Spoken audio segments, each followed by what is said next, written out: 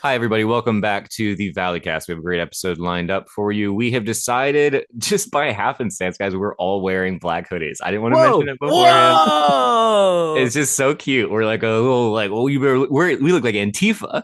Don't feel like watching movies, so I'll watch people guess them instead. I don't know how it goes, I think it starts with your show. I was gonna go spray paint some Yeah. words up on a wall. I was looking up this story that from like a decade ago. Did you see that it's this guy, I don't know, maybe Arkansas or something, and it's an old man standing on his driveway because someone burned his Confederate flag and graffitied his driveway, but it just says his graffiti says blacks rule. Do you remember this? No. No, I don't remember And that. he like called the police and he was like, somebody, I think two black teenagers did this. And everyone was like, yeah, I don't think they spray painted blacks rule. Uh, and then it came that he was lying, but that's my understanding anyway. Maybe he was telling the truth, and there's people running around. Who knows? Who's to say? This isn't a political podcast, and nothing political is going on. Oh man, that's so funny. I Blacks love rule. I love the idea of just What would they say? racist old people committing and trying to frame people for crimes Wait, very poorly. when did that happen? Like a decade ago, and Maybe I now do remember it. Black's Rule sounds so familiar to me. it's become like a meme now where people will just put Black's rule over things where it's like, yeah, this is I a love false flag. that. I'm a big fan of that. Y'all, last night I had big news. I watched a film. Once again, I've watched a film that you guys have talked about on the podcast months Ooh. prior, Mm. and I will give you a hint. When we were talking about this film, I said I'm going to guess what it's about based on what I've seen. And I Oh. said that I was like, my prediction is it's almost like a Hansel and Gretel type of situation. And you guys were like, you should see it. And I was like, that I sounds wonder like, what it is. What are you you talking about? remember? It was a Mm. movie that came out this year. Is I it believe. weapons? Yes. Oh, I watched Weapons. And there was a little Hansel and Gretel kind of situation, a little. Yeah, then I looked up after the movie because Grace was like, "What was that about? It wasn't about anything. I could have written that. That was stupid. Why do you make me do this? I don't like watching horror movies. You just like watching people suffer. You like watching me suffer. You like watching Brock suffer." And I was like, "I don't. I enjoy watching cinema with my family." And I was like, "You just are so blown away by how good that movie was that you don't know how to process your gratitude right now." And then we went to bed and we haven't spoken to each other since. It's been 2 weeks and I It's been haven't, 2 weeks. I haven't heard You're one like, word Grace? from my wife. I only miss a my wife. couple Grace, only a couple of letters are the difference between gratitude and attitude. So I'm going to need Exactly. you to check it. Wow. Yep. If I had an applause button, I would be pressing it right now. A manly applause, like a masculine. Yeah, men, a whole room of men going, "Ugh." I thought it was a really great, enjoyable movie. Yeah.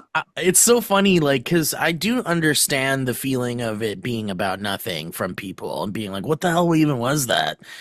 I don't, like, I understand that, but I also am just like, there's like a billion horror movies, and it's okay to have some that are like small stories that are just Yep. kind of like, Well, I'll and tell you what it was. It was a movie about getting to the end of the movie so you can totally enjoy that last scene. yeah. Is one of the funniest, best things that I've ever seen. Dude, her yelling, oh my God, like she knows exactly what's going to happen to yeah, her.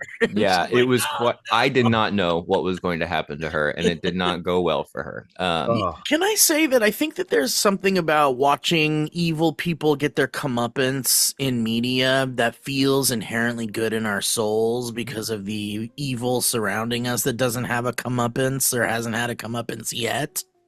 Right, So it's kind of Kamala. like feeding your soul with a little bit of yeah, exactly. the ultimate version of that, the ultimate version of the comeuppance to evil was Quentin Tarantino going, you know what? Fuck it.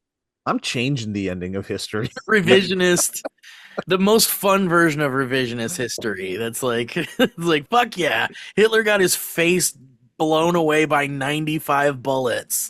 Yep. And then Sharon Tate survives, and all the like fucking, Yep. the Charlie Uh, Manson fuckers are all dead. I Elliot, so did. overall, like, yeah, thoughts. I mean, I'm not. You guys are better at this than I am, but I enjoyed the sort of not knowing what it was about. And then I will say, when I Googled it, I found an article from the Hollywood Reporter where the author was like, before reading anything about it, after seeing the movie, I sat with it to find what I felt and what it was making me think about. And he was like, it reminded me of Hansel and Gretel. And I was like, I'm a That's genius. crazy. That is crazy because I don't remember having a "you're so off" reaction to that. But I also didn't want to like correct you or go into the Hansel and Gretel Yeah.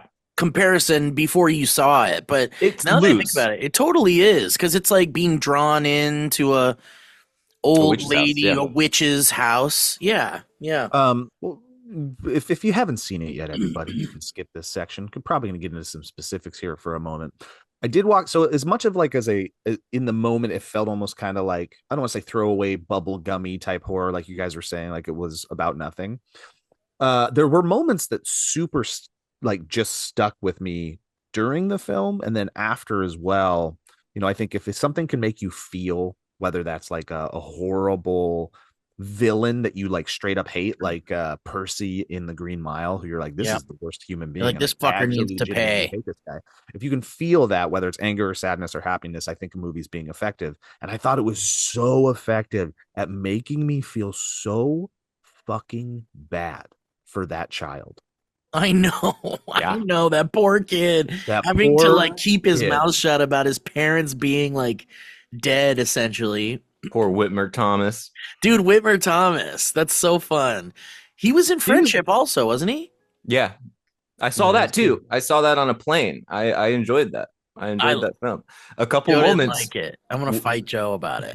It was cracking me up on a plane. But then it did kind of get boring toward the end. But I like many moments of it. I highly recommend seeking out the 12-minute Connor O'Malley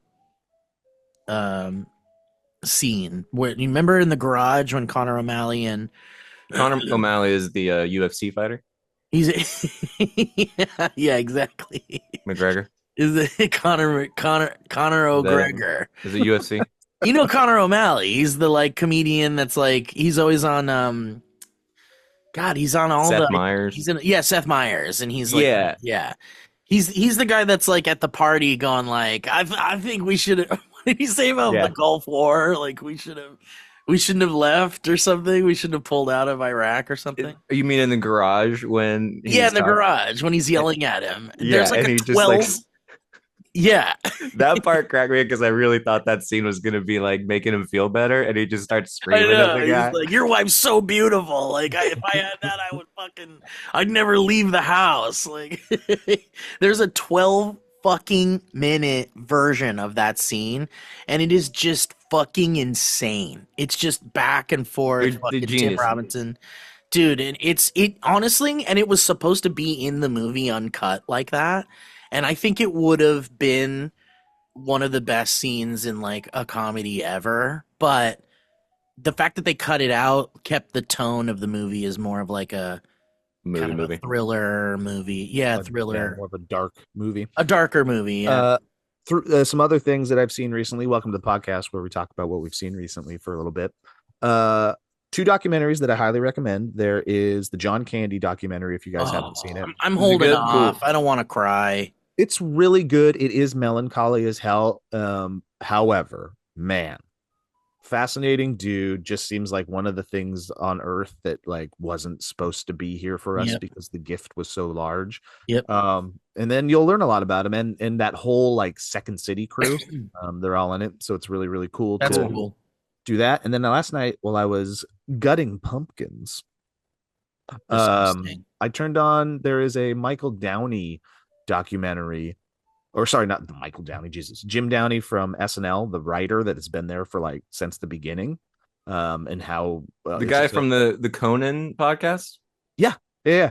Yeah, he's like a meme now too. I will definitely check that out. Watch that That made documentary. It's really good if you like cool. the SNL behind the scenes type stuff. Yeah, that sounds great. Really, really, really good. What's it on? I don't really recall. Okay, that's a code. Yep. No, It's no on. further questions. um. Anyways, watched both of those, and then I watched one battle after another, and holy crap! And For here we somebody are. that is dealing with anxiety right now, that movie is an anxiety trip from start to finish. The score is insane, and when I say that though, it's so good. I loved it. It's Did you- so good. Did you watch it in loved theater? Yeah. Nice. So You can see it in good. IMAX, which I think is a little overkill. Like, what's It's the overkill. point of that? The only thing to see in It's IMAX is crazy. the chase scene at the end, which is a Dude. very like so unique and like clued in chase scene. You know what Based made me off of so one little happy? thing, and that one little thing is a car going up and Yeah. down over Yep. hills, and it makes you Dude. think like you're a kid again because you're like, I'm going down the hill. Yeah. I don't know what's at the Yeah. other side of the hill, and this is so fun. And But then I also, might like, make you sick.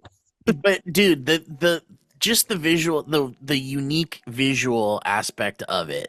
Yeah. And I remember watching it in the theater and thinking like, fuck, this is what I hope happens in every movie I see. Some different version of a thing that we've seen a billion times, a fucking car chase. Like, car chases are just fucking dime a dozen. You've seen a billion of them, they're not interesting anymore. But fucking here comes Paul Thomas Anderson fucking going like, dude, what if you build tension because you don't see the car when it goes down and you don't know how close it is, and you know, and it's, oh dude, so brilliant. Not just I mean, obviously it's reminiscent because of the location and the environment that it shot in, but the style of that does remind me a little bit of Vince Gilligan's, like the way he would play with camera angles Oh, for constantly. sure. Very For fun. sure. Yeah, definitely. Elliot, you what did you call it? That cracked me up. You said Oh, the it was I was musty- quoting someone else, but I appreciate it. Yeah, some critic said it was liberal mustiness. Yeah, I saw the article about that as well. It's very It's fun. so funny because whoever said that, it could go both ways. It could be like, this is a funny joke, or this is how I really feel. Right. And it works both ways. But if someone really felt that way, it kind of made me feel like, you're such a shithead. Yeah. I also think they did feel that way because it would be leftist must, not Right. liberal must. Oh, Liberals seek to maintain the social economic yeah, order. good So- point. Yeah. What real quick question for you boys. Who was your favorite performance in the Oh movie? man, that's really hard because 'Cause I have a prediction of who's going to get nominations for it, but I want to know who your favorite performance was. well, I mean, Leo is certainly going to get nominated. I mean, dude, what a fun character. Just this Yeah. badass, like a rebel in the resistance against the terrible fucking, you know, whatever, all the bullshit, the military bullshit, the fucking marginalizing or the marginalized The people. marginalization of revolutionaries, it's got to stop. Yeah. But I love a modern revolutionary story where you then fast forward like way into the future, and this guy who was like a badass revolutionary is now this like, well, I don't Doofus. remember the fucking password, you piece of shit. Like, I don't remember all this shit. It's so fun, and I think it was such a fun character for Leo to play. So I think I hope he gets a little something. But obviously, yeah. One line, I've had a few small beers. I would say alone deserves some kind of an award because that hit a tickle spot in me that I a few small beers. a few small beers. As you're being arrested. Yeah. So my favorite in the movie was Benicio del Toro. Was it okay? So I thought maybe you'd say Sean Penn. But Sean Penn's incredible too. Sean Penn's incredible. He'll get a nomination. I think everybody's raving over the girl. I forget her The name. girl's great too. Mhm. Fucking So I think everybody. she's gonna get I think she'll get a nomination. But I think the secret third nomination is Benicio del Toro. The way that he's just so calm, like, dude, I this has been know. happening forever, Leo. Just Yeah. get He knows exactly what to do.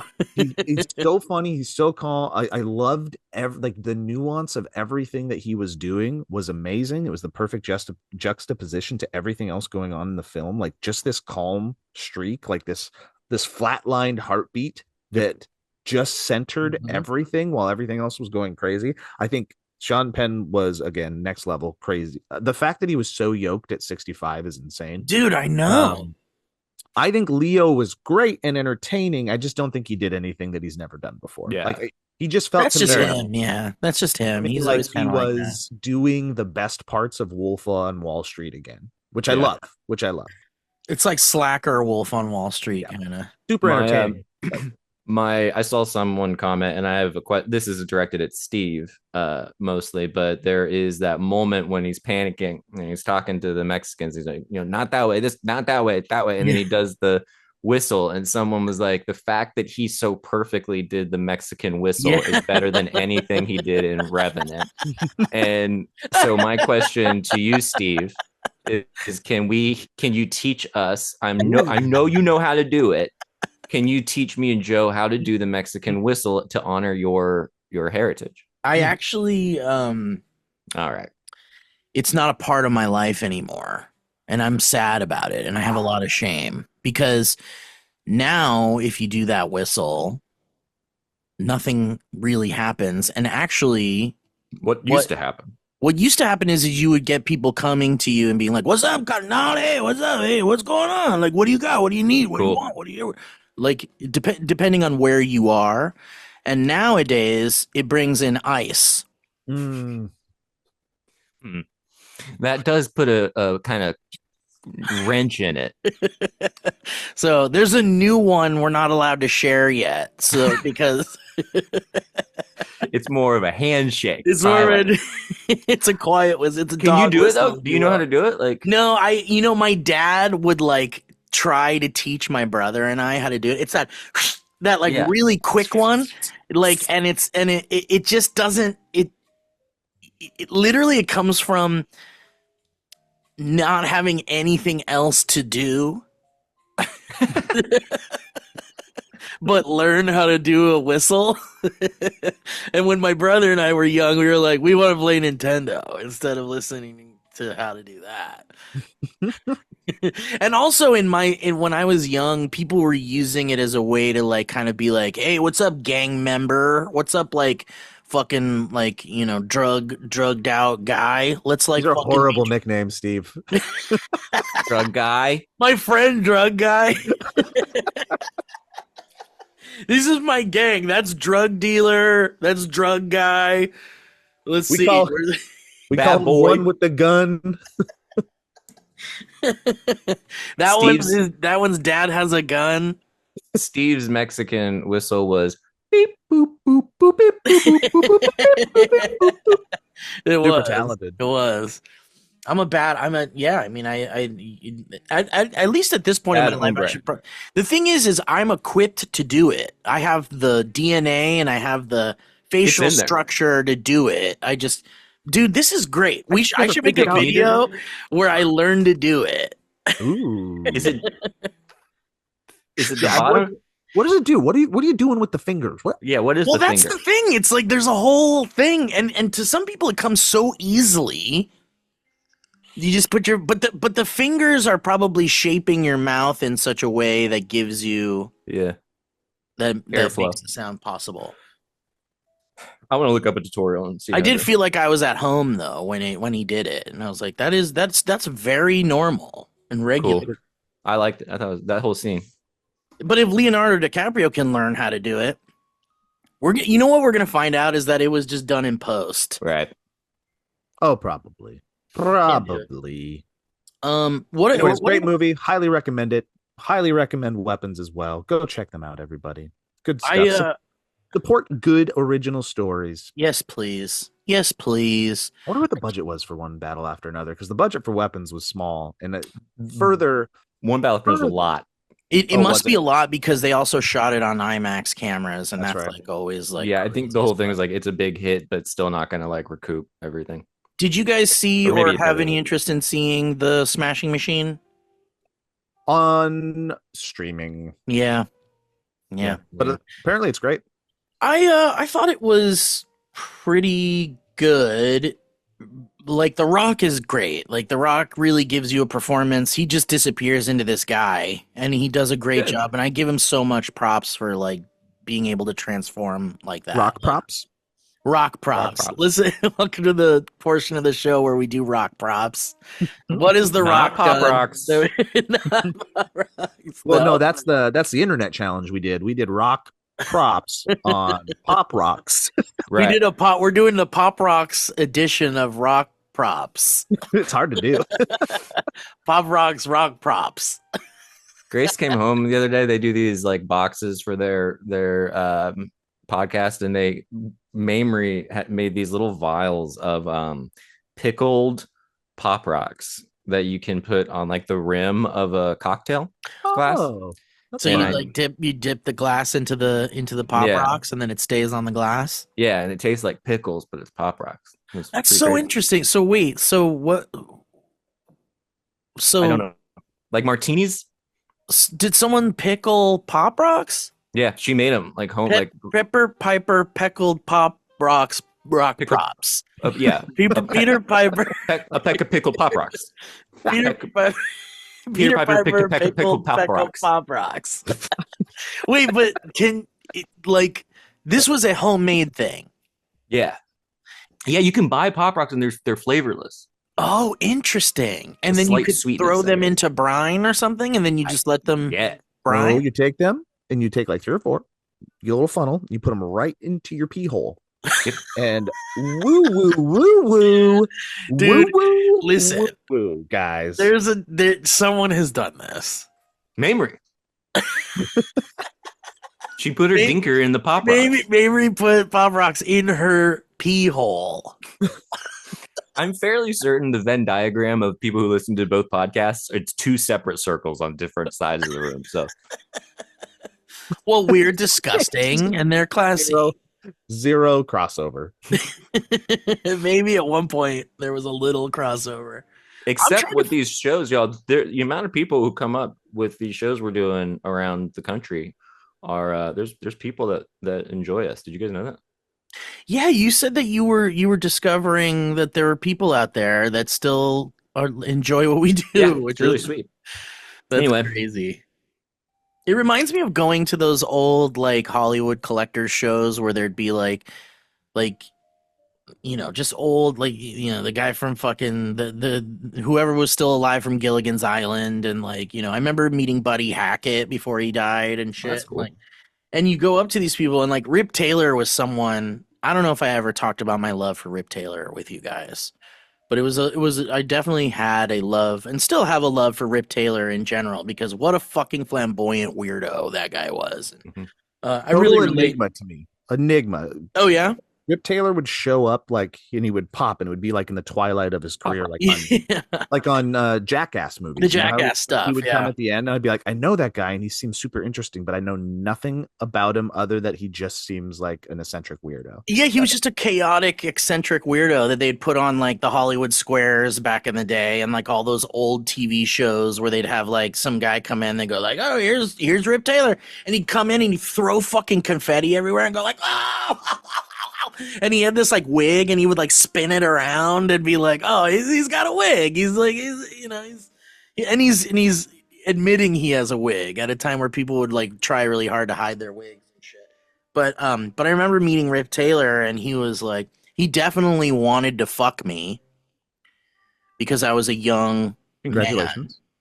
and he touched my face, and it made me uncomfortable, and it was very strange, but I still loved him, and I love him, and he rest in peace. He's been gone for years now, but So the nightmare is over.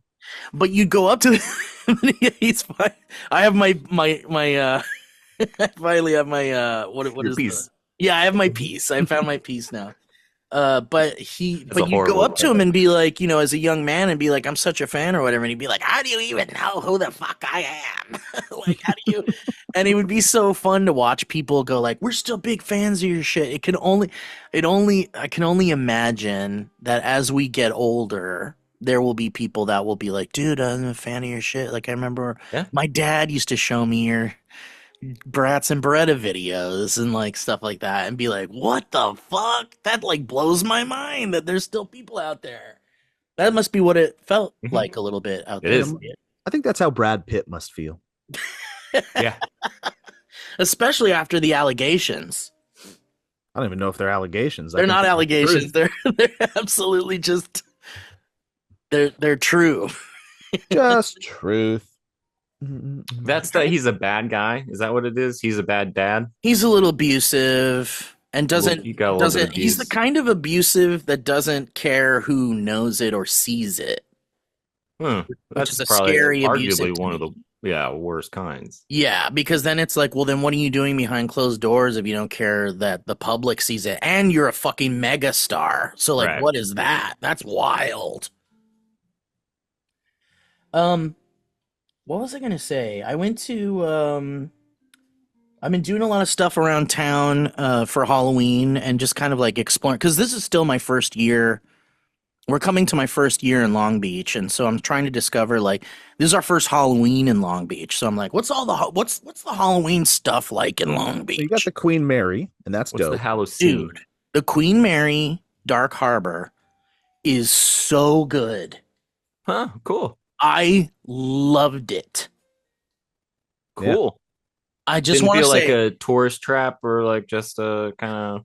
well, the Queen Mary, it feels like a dual, like it's a tourist trap, but it's also like a kind of cool museum. Like I don't know if you Oh, guys cool. have you guys ever been to the Queen Mary? Why don't you explain to the audience what you're talking about? Well, the Queen Mary was this huge like passenger ship that was made for it was like a cruise liner kind of back in the day. I can't remember what year really. Think Titanic-ish. Very Titanic-ish, and as a matter of fact, you could drive through Long Beach and look off into the horizon and see essentially what looks like the Titanic, just kind of like sitting there because it has those big giant smokestacks.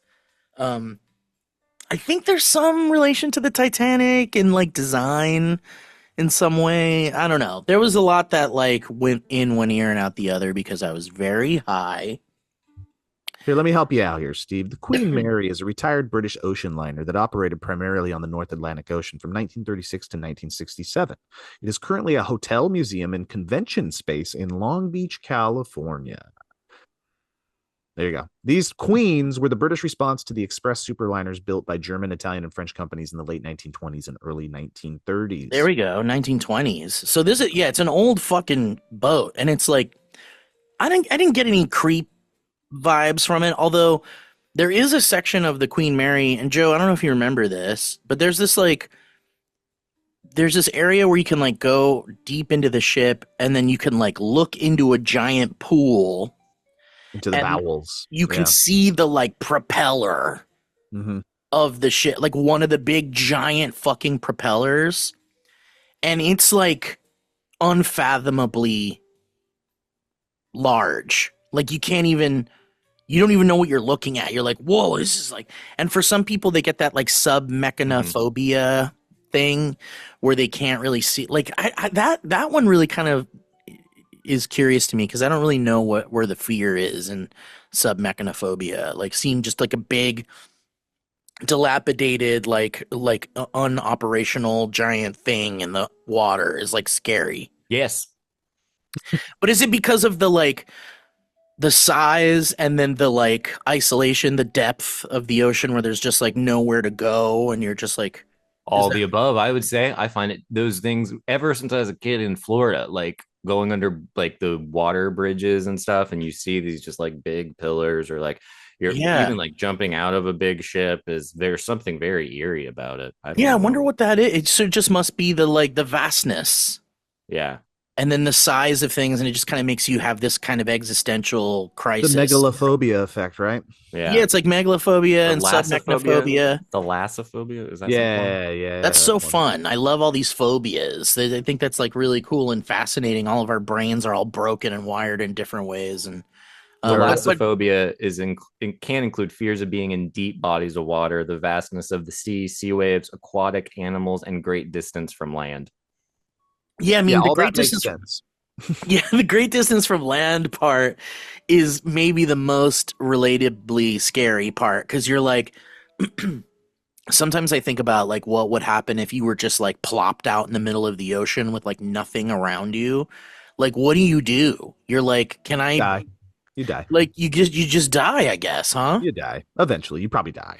Because you have, in order to stay afloat, you have to like work, right? You can't just like stay. Can you like lay on your back and like do that thing where you could kind of just float on the water for as long as you Yeah. can? Nothing more relaxing than floating with your back to the bottomless pit of Yeah. the ocean where life that we haven't even fathomed is lurking below. Yeah, there's just like disgusting, horrible nightmare monsters waiting to just kind of swallow you up. You can, I guess, if it's salty enough, right? Like you couldn't do that in freshwater, but if it's salty enough, you could float theoretically for a while, I guess. Is it not? Is it? Can you not just float on your back? I remember being able to float on my back in the pool and stuff. Like, is it? Not is for it just, well, you had to like hold your breath though, right? You have to like inflate. yeah, something. I don't know. I know so little about swimming and Let's go out water. Let's go check it out. Let's put it to the test. But no, I went to the. I saw. What are you learning, Joe? All right. So for a small bit of time, the Queen Mary, did you know this, Steve, was owned by the Walt Disney Company. I did not know that. So they purchased it in they acquired it in the 80s and they had it for like 10 years.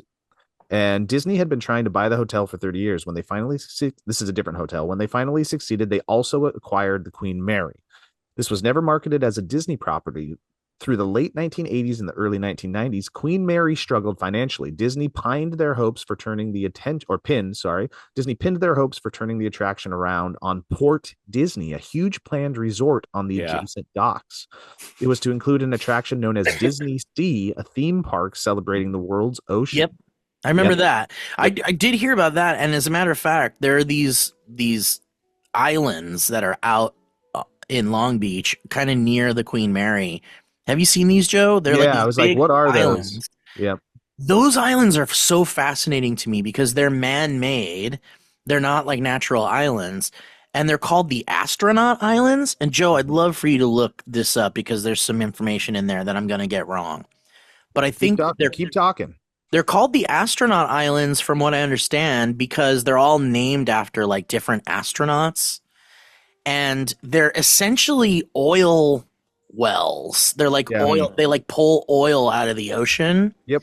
And then they just disguise them as like kind of pretty looking islands, and they even planted like palm trees and like to make it look nice, I guess. And it does look cool. You're like, whoa, look at, there's an island out there. I wonder if you could swim out there. You're nailing it. The islands were named for the company who bid for the original operating contract, THUMS, THUMS, a consortium named after its parent companies, Texaco, Humble, Unocal, Mobil, and Shell. So all the gas corporations. Oh, yeah. The Devils. Yep. Yes, the Devils, correct. And yes, they were named after astronauts who lost their lives in the service of NASA. But I love that they're like, let's take away the like nasty oil baron, greedy aspect of this and hide it under many layers of cool shit like astronauts. They died in service, so you can't get mad at us for But it's awakening the titans of the depths and allowing them to come up. Right, and sucking the blood, the vein of like, you know, the fossil fuels out of the earth and just using it for absolutely horrible things. But it's so funny to me how they're just these like, and they are still operational, I think. Yeah, but I don't think they're pulling too much out, but they are still operational, yeah. Yeah, and every once in a while you get this kind of gasoline smell kind of coming around from the port, and you're like, All right, there's that industry. It's a reminder that someone else is making lots of money while you breathe in this toxic gas, essentially. I like Pretty that you're cool. trying to put roots down and or like be a member of the community, Steve. I think that's a very healthy thing to do. Yeah, dude, I actually like kind of made it a point to be like, I'm gonna be a part of this community here, and like I'll even go out to the beach and like pick up trash and like drag Wow. like big pieces of trash out of the water and just kind of like drag it out into the onto the sand where they bring out these big like tractors that come by and pick Yeah. up all the big pieces of trash and stuff. And there's also like many this is a really active it's an active community around here, and everybody's like, we want this place to be good and nice and clean. And so there are all these like community cleanup days and like community this and community that. And so I really like felt welcomed. And also I felt like I said, I never really felt a sense of community where I've lived other than where I grew up in Oxnard, kind of. Because But there isn't any there here. isn't, because everyone's scared and Mhm. private and like, and I get that. I totally get that. But here in Long Beach, it's like literally walk down the street, people are smiling and people want to talk to you, and it just feels Cool. like if you give to the community a little bit, you'll get back, and that's exactly what we've discovered And here. that's everywhere too. It's like I'll bitch about here a bunch, but I'm also not going out and trying to insert myself. I will contend this like places this big don't do a good job of creating those opportunities. For sure. Yeah, typical. There aren't like a lot of like, oh, I'm going to go actually hang out with the community. There's too many people to like actually repetitively see humans that you see all the time and make those connections. However, to all y'all out there who are going, oh, the world is falling apart, how do you make a difference? Like, I truly do believe it does start on the community level. For So it's like, sure. go and involve yourself. Go and making a difference can just sometimes just be being there, right? Well, and it's It cool to changes your meet. whole perspective on everything. Yeah, and then you meet other like-minded folks that kind of feel similarly about the world and Join a fight club. Mhm. yeah, Joe's Fight Club. exactly. Yeah, Oh, Joe's, let's sorry, play Joe's, Fight Club. Black hoodies only. I'd be Yep. scared of Joe's Fight Club. I would think I would get beat up at Joe's Fight Club. Yeah, I think I'd get punched in my face. I think at I'm gonna Joe's get hurt at Joe's Fight Club. I ain't trying to get hurt at Joe's Fight Club. But yeah, I mean, Joe, you're right, man. Like really, if you want to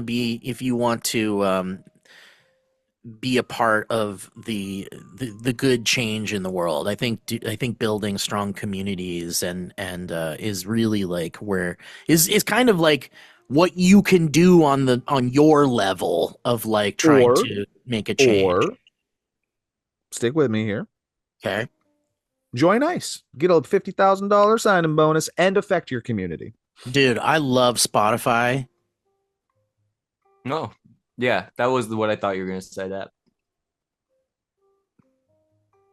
Thank you guys for watching the show. Thanks for being here, everybody. I really appreciate you all. Oh, I got a new show coming out, and I'm teasing it here. It's finally happening, October 31st, this Friday. So keep an eye on the socials. What did you say?